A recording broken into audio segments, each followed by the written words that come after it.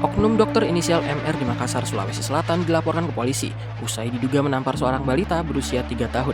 Hal itu dipicu karena sang balita mengganggu MR ketika bermain catur di sebuah warung kopi. Penganiayaan tersebut sang balita mengalami luka di bagian bibir akibat terkena kursi di warung kopi saat dipukul oleh terlapor.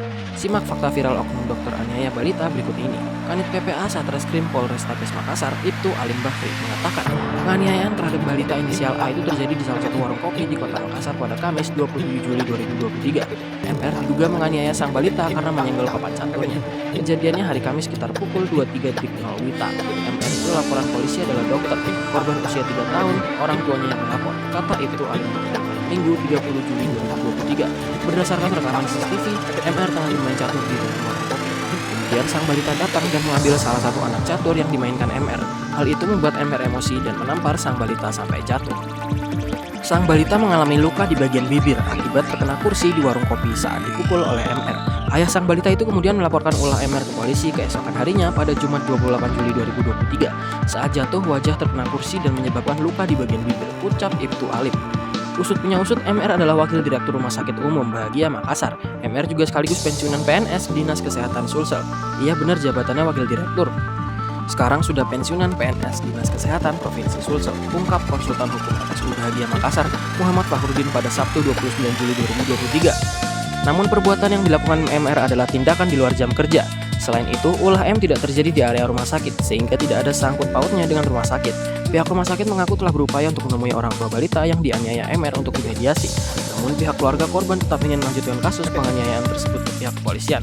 Kemarin kita sudah ketemu bapaknya itu anak, pihak keluarganya menyampaikan sudah maafkan, tapi proses hukum tetap jalan, jelas Fakhrudin. Fakhrudin menyayangkan perbuatan kasar yang dilakukan MR pada anak di bawah umur tersebut.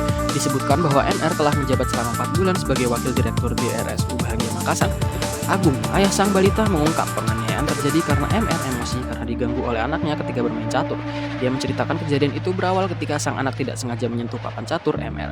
Susunan catur MR pun terhambur. MR naik pitam dan spontan melayangkan tamparan ke arah kepala anak Agung. Pada saat itu Agung mengaku meminta maaf kepada MR, namun MR tetap emosi dan terus membentak dirinya. Padahal ia juga sudah berusaha memperbaiki susunan catur yang dihamburkan sang anak.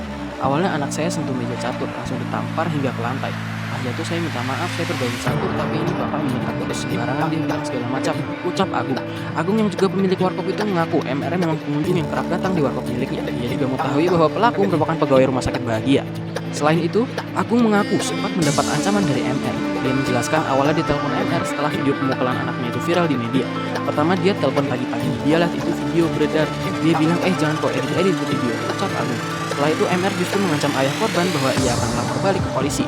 MR mengancam ayah balita itu akan dilaporkan atas tuduhan pencemaran nama baik. Mendengar itu, Agung balas menantang balik. Ia mempersilahkan MR melaporkan dirinya. Pasalnya, ia juga mengatakan akan melaporkan MR ke kepolisian karena melakukan penganiayaan terhadap anaknya.